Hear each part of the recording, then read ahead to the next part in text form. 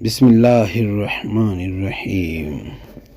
نہ ڈرتا جرنیل تھا، تاجدار تھا، گورنر تھا، پکڑ کر لایا گیا، مسجد نبی صلی اللہ علیہ وسلم میں ستونوں کے ساتھ باندھ دیا گیا۔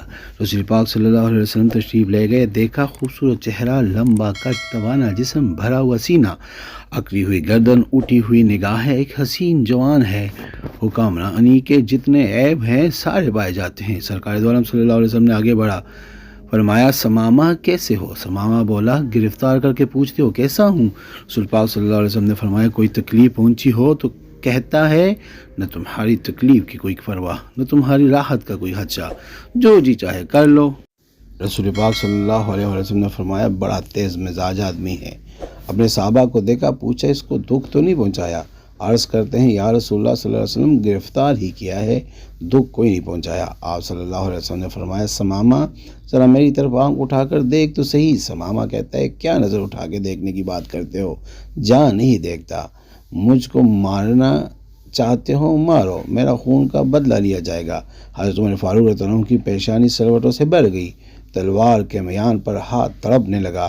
اشارہ آبرو ہو، اس کی گردن ہو، اور حضرت محمد صلی اللہ علیہ وسلم کے قدم ہو، یہ کیا سمجھتا ہے؟ لیکن رحمت للعالمین صلی اللہ علیہ وسلم کے ہونٹوں پر مسکراہٹ ہے۔ فرمایا جتنا غصہ ہے جی چاہے نکال لو، لیکن ہمارا چہرہ تو دیکھ لو۔ اس نے مدینے والے کو دیکھا ہی نہیں تھا۔ لوگوں یہ ہے وہ پیغمبر رحمت للعالمین صلی اللہ علیہ وسلم جان کے جن کے نقش قدم پہ ہم نے چلنا ہے۔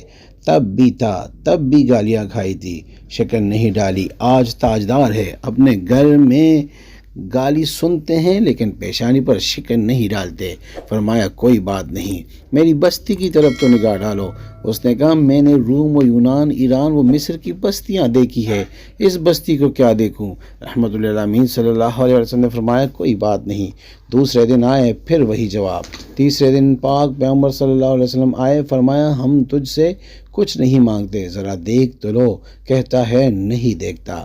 اب ہمیشہ مسکرانے والا پاک پیغمبر صلی اللہ علیہ وسلم نے مسکرا کر فرمایا جاؤ، ہم نے اسے چھوڑ دیا، چلے جاؤ، ہم نے اسے رہا کر دیا، ہم تجھے کچھ نہیں کہتے، جاؤ اور اپنے صحابہ کرام کو جن کی تلواریں ثمامہ کی گردن کاٹنے کے لیے بےتاب تھی ان سے فرمایا بڑا آدمی ہے، عزت کے ساتھ لے جا کر اس کو مدینے سے رخصت کر دو۔ اس نے چھوڑا، پلٹتے ہوئے اس کے دل میں خیال آیا بڑے حکمران بھی دیکھے، محکوم بھی دیکھے، جرنیل بھی دیکھے، مگر اتنا حوصلے والا تو کبھی نہیں دے گا۔ اس کے چہرے کو دیکھوں ہے کیسا، بس ایک نگاہ پہ ٹھہرا ہے فیصلہ دل کا، پھر دیکھتا ہے، دیکھ کر سر پھٹ بھاگا، دوڑ لگا دی۔ اور پھر ثمامہ کہتے ہیں کہ قدم آگے کی طرف بھاگ رہے تھے، دل پیچھے کی طرف بھاگ رہا تھا۔ 2 میل بھاگتا چلا گیا اور جتنی رفتار سے گیا تھا اس سے دگنی رفتار سے واپس پلٹ آیا۔ وہ ماہ تمام صلی اللہ علیہ وسلم ننگی زمین پہ اپنے صحابہ کرام کے ساتھ بیٹھے ہوئے تھے۔ صحن مسجد پر آیا، نبی کریم صلی اللہ علیہ وسلم نے نگاہ ڈالی، سامنے ثمامہ کھڑا ہے۔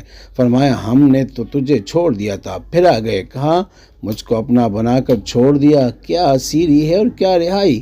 چھوڑا تب تھا جب آپ صلی اللہ علیہ وسلم کا چہرہ نہیں دیکھا تھا، اب آپ صلی اللہ علیہ وسلم کا چہرہ دیکھ لیا، اب زندگی بھر کے لیے آپ کا غلام بن گیا ہوں۔ سبحان تیری صورت، تیری سیرت زمانے سے نہ رہ لی ہے، تیری ہر ادا پیارے دلیل بے مثالی۔